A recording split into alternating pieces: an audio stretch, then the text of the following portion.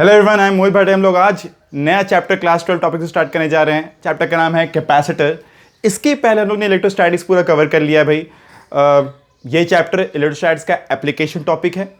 अच्छा, वहाँ पर हम लोग ने और भी प्रॉब्लम सॉल्विंग करना है भाई, तो हम लोग उस प्रॉब्लम सॉल्विंग को करते रहेंगे समय समय पर। बट फॉर द टाइम भी, क्योंकि टाइम क्रंच हो रहा है, समय कमता जा रहा है, to keep up with the pace हम लोग कैपेसिटर चैप्टर स्टार्ट कर रहे हैं। ठीक है, इस वाले वीडियो में will be focusing on the basics of capacitor, मतलब कैपेसिटर क्या होता है, उसका बेसिक इंट्रोडक्शन और उसका basic meaning. Right, so let's start capacitors now.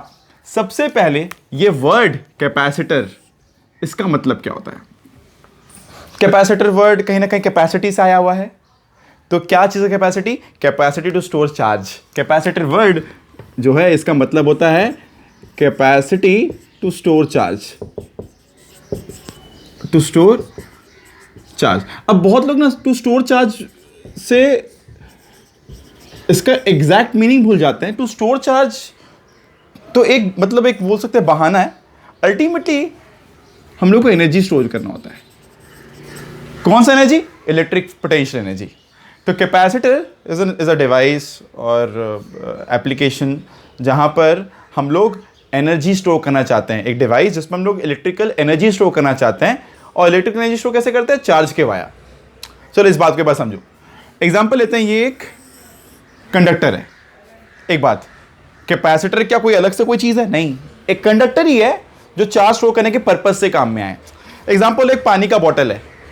वो पानी का बॉटल अगर पानी भरने काम में आए या पानी रखने के काम में आए तो पानी का बॉटल हुआ, पर है तो एक बॉटल ही ना। अगर उसी बॉटल में हम लोग दूध रखें तो वो दूध का बॉटल कहलाता। उसी बॉटल में अगर हम लोग पर्पजली हमेशा कोई तेल रखते तो तेल का बॉटल कहलाता है घर पर। तो कोई कंडक्टर पर्पजली चार्ज स्टोर करने के काम में आए या फिर इलेक्ट्रिक फील्ड एनर्जी स्टोर करने के काम में आए, उसे हम लोग कैपेसिटर कहते हैं। मतलब एग्जांपल लेते हैं, कंडक्टर है, अगर इसका पर्पज है चार्ज स्टोर करना। अच्छा, अगेन टेम्पररी एनर्जी या टेम्पररी चार्ज स्टोर करना, क्योंकि कहीं भी कोई भी अप्लायंस में, एग्जांपल लेते हैं, सबसे कॉमन एग्जांपल है फैन या फिर एसी, है ना। बहुत जल्दी इन सबका कैपेसिटर खराब होता है। मोटर्स, सब जगह इनका बहुत जल्दी कैपेसिटर खराब होता है। जब भी कैपेसिटर खराब होता है तो क्या होता है, जैसे एग्जांपल लेते हैं, फैन का स्पीड वो उतना हाई मेंटेन नहीं रह पाता है कि कैपेसिटर खराब होता है। तो इलेक्ट्रीशियन को हम लोग बुलाते हैं, वो आके फटाफट आके फैन का कैपेसिटर चेंज करके चला जाता है और देखते हैं वापस स्पीड मेंटेन हो गया। तो कैपेसिटर क्या करता है? जब कभी कहीं पर टेम्पररी एनर्जी का एक डेफिशिएंसी होता है, उस एनर्जी को वो भरपाई करके उसका एनर्जी से वो जो भी नीड होता है फुलफिल कर देता है सर्किट का, और इस तरह से फैन का स्पीड मेंटेन रहता है, अगर हम लोग फैन का बात कर रहे हैं तो कैपेसिटर एक डिवाइस है। ठीक है, जैसे हम लोग रजिस्टर के बारे में पढ़े हुए हैं, उसका एक एप्लीकेशन है, उसका अपना एक यूज़ है। कैपेसिटर का अपना एक यूज़ है। क्या यूज़ है इसका? पर्पसली एनर्जी स्टोर करना। कौन सा energy? Electric field energy store करना। कैसे? चार्ज के वाया। इसको समझते हुए एक एप्लीकेशन, एक एग्जाम्पल क्वेश्चन देखते हैं। मान लेते हैं कंडक्टर है, इसमें चार्ज स्टोर किया हुआ है और यहां पर एक बल्ब लगा दे अपने, अगर ठीक है, यहां एक स्विच है और ये यहां से अर्थ कर दिया गया। ठीक है, तो बेटा अगर ये स्विच क्लोज करें तो यहां से चार्ज ड्रेन आउट होगा और इस तरह ड्रेन होके अर्थ पे चला जाएगा। तो जब ये चार्ज ड्रेन हो रहा होता है तो क्या हो रहा है? ये बल्ब जल रहा होगा। अरे भाई, एक तरह से करंट फ्लो कर रहा है, बल्ब जल रहा होगा। तो एक तरीके से ये बल्ब कब तक जलेगा? जब तक चार्ज यहां पर है। द मोमेंट पूरा चार्ज ड्रेन हो गया, बल्ब का जलना बंद हो जाएगा। इसका एक और इंटरप्रिटेशन सुनो, जब तक यहां पे एनर्जी है तब तक ये बल्ब जल रहा है। जैसे ये एनर्जी पूरा खत्म हो गया, ये बल्ब जलना बंद हो गया। तो चार्ज बोलना है चार्ज बोलो, ये चार्ज के माध्यम से एनर्जी स्टोर होता है, ये समझो। तो कैपेसिटर एक ऐसा कंडक्टर है जो चार्ज या फिर एनर्जी स्टोर करने के काम में आता है। और कहीं ना कहीं इस यहाँ पर जो भी लॉजिक्स हम लोग समझेंगे वो इलेक्ट्रोस्टैटिक्स का एप्लीकेशन ही होगा। इसलिए हम लोग ठीक इसको इलेक्ट्रोस्टैटिक्स के बाद पढ़ रहे हैं, बिकॉज वहाँ के बहुत सारे कॉन्सेप्ट्स यहाँ पे हम लोग काम लेने वाले हैं। कुछ तो कॉन्सेप्ट बहुत जल्दी आने वाला है, जैसे सेल्फ एनर्जी। खासकर ये एक सेल्फ एनर्जी वाला ही केस हुआ कि एक कंडक्टर में जो चार्ज है, चार्ज होना मतलब उसमें एनर्जी होना, और ये एनर्जी ही कहीं ना कहीं हम लोग यूज़ कर रहे हैं इस बल्ब को जलाने के लिए टेम्पररी। अगेन ये बहुत देर तक नहीं बल्ब जला पाएगा। ठीक है, एक बात। दूसरा बात, कभी कभार अगर दिमाग में कंफ्यूजन या डाउट आए कि कंडक्टर ही क्यों, इंसुलेटर क्यों नहीं यूज़ किया जा रहा है, तो उसके पीछे भी रीज़न है। इंसुलेटर अगर कोई लेते हैं हम लोग, कोई भी इंसुलेटर लेते हैं, अगर ये इंसुलेटर होता, ये तो कंफर्म है ना कि हम लोग का एग्जाम्पल कंडक्टर के लिए था। अगर ये इंसुलेटर होता कंडक्टर की जगह, और इस पर हम लोग चार्ज रखते तो क्या होता? सोचो क्या होता? इंसुलेटर में क्या होता है, सारे चार्जेस अपने जगह पे स्टिक कर जाते हैं, चिपक जाते हैं, बाउंडेड रहते हैं इलेक्ट्रॉन्स वहां पे, है ना? तो यहां पे क्या ये चार्ज कहीं पे भी कनेक्शन अगर देंगे तो क्या ये चार्ज फ्लो करता है? यहाँ पे थोड़ा सा गंदा हो गया ये बल्ब। तो क्या ये चार्ज यहाँ पर फ्लो करता? क्या ये चार्ज यहाँ पे फ्लो करता? नहीं करता। तो ये चार्ज यहाँ पे फ्लो नहीं करता। क्यों नहीं करता भाई? इंसुलेटर्स में फ्री चार्जेस नहीं होते हैं, फ्री इलेक्ट्रॉन्स नहीं होते हैं, सारे चार्जेस बाउंडेड होते हैं, सारे चार्ज अपनी जगह पे चिपक जाते हैं, स्टिक रहते हैं। तो क्या ये चार्ज फ्लो करता? नहीं करता। तो कैपेसिटर हम लोग कंडक्टर्स से ही बनाते हैं क्योंकि कंडक्टर से चार्ज रिट्रीव बैक करना आसान है। We can retrieve back charge from conductors, बात को नोट करना, we can retrieve back charges from conductors, right, whereas we cannot retrieve back charges from insulators। Insulator पे जो चार्ज दोगे वहीं पे चिपक जाएगा और इसको रिट्रीव करना बहुत डिफिकल्ट होता है, right? So now knowing this कि भाई इंसुलेटर यूज नहीं करना है, हम लोग कंडक्टर ही यूज करेंगे। अब कंडक्टर तरह तरह के हो सकते हैं, जरूरी नहीं कि वो स्फेरिकल शेप का ही हो, है कि नहीं? कंडक्टर किसी भी शेप का हो सकता है। तो कैपेसिटर बहुत तरह के हो सकते हैं, अलग अलग शेप का कंडक्टर मतलब अलग अलग शेप का कैपेसिटर। तो इस चैप्टर के लिए एक बात पहले तो ध्यान रख लो कि जैसे रेजिस्टेंस जब पढ़ते थे, जो कि एक प्रॉपर्टी था, याद होगा, रेजिस्टेंस भी एक प्रॉपर्टी था, वो बहुत straight away formula rho into l by A था, अगर रेजिस्टेंस का फॉर्मूला याद करो। कैपेसिटर भी एक प्रॉपर्टी, इसका भी जो फॉर्मूला आने वाला है वो सेम जैसा नहीं आएगा, वो अलग अलग आएगा, अनलाइक रेजिस्टर। रेजिस्टर क्या था कि एक वायर होगा, एक लेंथ का, उसका एक एरिया क्रॉस सेक्शन होगा और किसी मटेरियल का बनेगा। तो रो एल बाई ए, जहाँ पे raw material temperature dependent, L length और ए एरिया, ये हम लोग 9-10 से बचपन से पढ़ते आ रहे हैं। कैपेसिटर का कोई एक फिक्स फॉर्मूला नहीं होगा, अलग अलग शेप के कंडक्टर्स के लिए अलग अलग फॉर्मूलाज आने वाला है। बट बेसिकली उस एक्सप्रेशन में ना कुछ चीज़ें दिखेंगी जो हर एक में दिखेंगी। इसका मतलब क्या हुआ, इसको थोड़ा समझते हैं आगे। चलो उसको समझने के लिए ना अपने एक्सप्रेशन समझते हैं कैपेसिटर का, कि कैपेसिटर न्यूमेरिकली या फिर एक्सप्रेशन वाइज किस तरह लिंक्ड है हम लोग के लिए। एकदम कॉमन सा बात है भाई कि कोई भी कंडक्टर जो चार्ज स्टोर करने के पर्पस में आए उसे हम लोग कैपेसिटर का कह रहे हैं। तो एक आइसोलेटेड एकदम अकेले रखा हुआ आइसोलेटेड स्फेरिकल कंडक्टर लेते हैं, ठीक है ना? एक आइसोलेटेड स्फेरिकल कंडक्टर लेते हैं। अगर इसको रखा जाए, अगर चार्ज पे ज्यादा रहेगा, अब ये जरूरी नहीं कि स्फेरिकल हो, कोई भी शेप का चलेगा। एग्जांपल आइसोलेटेड स्फेरिकल कंडक्टर ले रहे हैं पर चलेगा सब। अगर ये स्फेरिकल कंडक्टर चार्ज स्टोर करने के पर्पस पे आ रहा है, अगर ये कंडक्टर चार्ज स्टोर करने के पर्पस से काम में आ रहा है, तो हम लोग इसको कैपेसिटर भी कह सकते हैं। We can name this as capacitor because purpose से उसका नाम बना। अब अगर यहां पे चार्ज ज्यादा होगा तो इस पर वोल्टेज ज्यादा होगा, और चार्ज कम होगा तो वोल्टेज कम होगा। तो हम लोग यहां पर एक तरीके से अगर सोचें कि ये साइज का अगर कैपेसिटर था, कंडक्टर था, है ना, ये साइज का कंडक्टर था अगर, तो Q इज इक्वल्स टू कोई कांस्टेंट टाइम V आएगा। मान लेते हैं ये V को अगर हम लोग फिक्स कर देते 1 वोल्ट, लेट्स से 1 वोल्ट, तो C अगर बड़ा रहेगा तो Q बड़ा रहेगा, और अगर ये C छोटा रहेगा तो ये Q छोटा रहेगा। कहीं ना कहीं कुछ इस तरह सोच सकते हैं कि ये जो कांस्टेंट है ये इस कंडक्टर पर डिपेंड करेगा, और आई गेस कुछ लोग समझ पा रहे होंगे कि कहीं ना कहीं ये इस ज्योमेट्री पे डिपेंड करेगा प्राइमरीली। देखो एक बार, मान लो छोटा सा एक कंडक्टर है जो चार्ज स्टोर करने पर्पज में आ रहा है, मतलब capacitor. Charge is proportional to voltage, ये बात कंफर्म है, इसमें कोई दिक्कत नहीं है। चार्ज प्रोपोर्शनल टू वोल्टेज, ज्यादा चार्ज होगा ज्यादा वोल्टेज होगा, कोई आइसोलेटेड कंडक्टर लिया जाए तो, है ना, कि Q/R पॉइंट चार्ज का फॉर्मूला होता है, वहीं से सारी बातें को हम लोग इवॉल्व कर सकते हैं। मान लो वही 1 वोल्ट यहां पे हम लोग अगर रखें, अगर मान लो हम लोग को इसका भी 1 वोल्ट पोटेंशियल डेवलप करवाना है, तो क्या यहां पे चार्ज इतना ही लगेगा? कम लगेगा ना, इसकी तो कम कैपेसिटी है चार्ज स्टोर करने की, तो इसका ये C का वैल्यू कम आएगा। इस C को ही हम लोग कहते हैं कैपेसिटेंस। जो ये प्रॉपर्टी चार्ज स्टोर करने वाले जो चीज होते हैं डिवाइसेस, उसे कहते हैं कैपेसिटर, और इस प्रॉपर्टी को जो लोग एग्जिबिट करते हैं उसे कहते हैं कैपेसिटेंस। तो हम लोग बोलेंगे इसका कैपेसिटेंस ज्यादा है और उसका कैपेसिटेंस कम है। तो कैपेसिटेंस इज द प्रॉपर्टी। जैसे रजिस्टर और उसका प्रॉपर्टी कौन शो करता है? रजिस्टर, और प्रॉपर्टी का नाम क्या है? रेजिस्टेंस। कैपेसिटेंस ठीक है, शो करने वाले कौन होते हैं? कैपेसिटर। इस तरह हम लोग आगे चल के एक बार पढ़ेंगे इंडक्टर, और प्रॉपर्टी का नाम है इंडक्टेंस। तो तीन ही इलेक्ट्रिकल प्रॉपर्टीज हैं primarily, resistor, capacitor and inductor. इनके प्रॉपर्टीज है resistance, inductance and capacitance and inductance, ये तीन प्रॉपर्टीज है। इस बारे में हम लोग अभी बात कर रहे हैं। इसके बाद जब मैग्नेटिज्म पढ़ेंगे, ईएमआई पढ़ेंगे, तब इंडक्टेंस आएगा, ईएमआई की तरफ में आता है इंडक्टेंस का बात, तो तब करने। ये तीन ही मेन प्रॉपर्टी है, मतलब अगर होल एंड सोल बोला जाए तो पूरे इलेक्ट्रिकल सिलेबस में तीन ही मेन प्रॉपर्टी है, रेजिस्टेंस, कैपेसिटेंस एंड इंडक्टेंस। फिलहाल सी को हम लोग लिख सकते हैं क्यू बाई वी। सी को लिख सकते हैं हम लोग Q by V. Q by V is a ratio, is a ratio जो क्यू पे नहीं और ना वी पे डिपेंड करता है, इसके रेशियो पे डिपेंड करता है। जिस तरह अगर याद किया जाए, ये पार्ट वाइप ऑफ कर देते हैं, काम का नहीं है ना।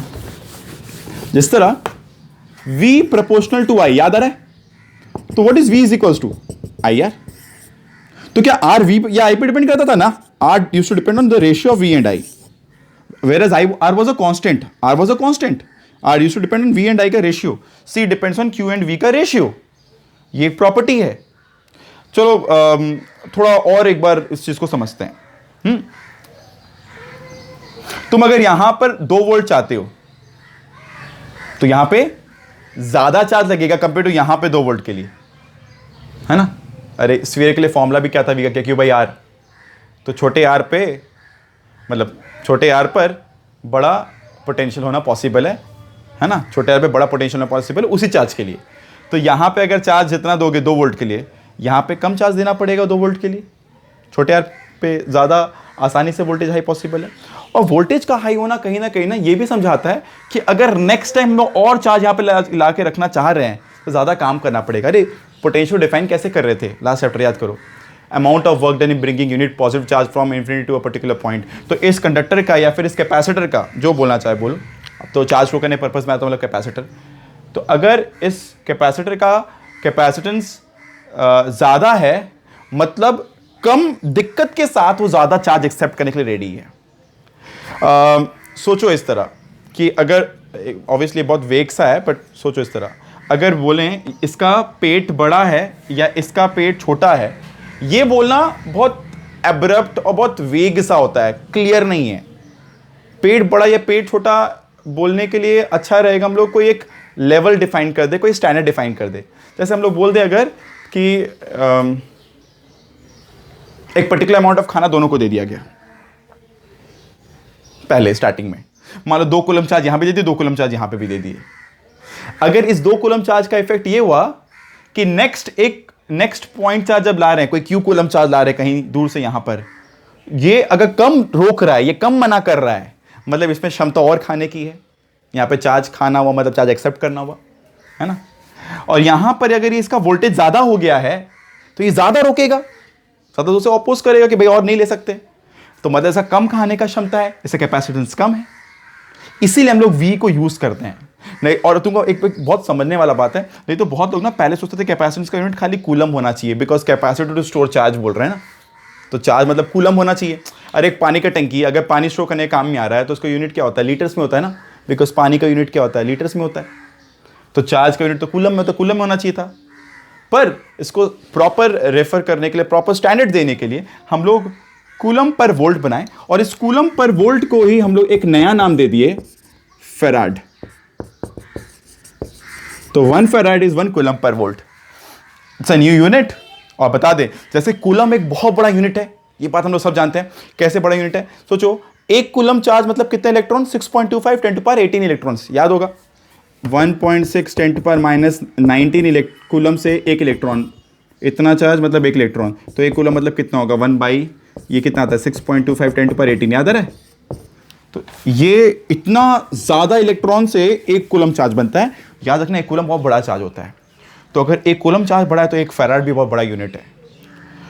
इसको बोलने के पीछे रीज़न क्या है थोड़ी देर में समझते हैं, but farad will be the unit for capacitance. हम लोग इसको मैक्सिमम टाइम कैपिटल F से डिनोट करेंगे, दैट्स द यूनिट। एक काम करते हैं, ट्राई करते हैं इसके लिए फॉर्मूला डिराइव करने का, फिर बाकी चीज़ को समझेंगे। तो याद रखना, C Q पे या V पे डिपेंड नहीं करता है, Q बाई V के रेशियो पे डिपेंड करता है फॉर अ गिवन कंडक्टर। देखते कैसे। एक काम करो, 3 स्टेप याद कर लो, अभी से आगे यूज करते रहेंगे। स्टेप 1, जिस भी कंडक्टर का अपने कैपेसिटेंस निकालना है उस पर स्टेप 1 कोई चार्ज Q डाल दो। ये चार्ज Q कुछ भी हो सकता है। स्टेप 1 कोई भी चार्ज Q डाल दो, कोई भी चार्ज Q डाल दो। अब इस Q की वजह से कोई वोल्टेज बनेगा V इसी कंडक्टर का। और C का फॉर्मूला क्या सीखे अपने, Q by V, it's a ratio of Q by V। ये फॉर्मूला याद कर लो भाई, ये याद कर लो, बहुत काम में आने वाला है।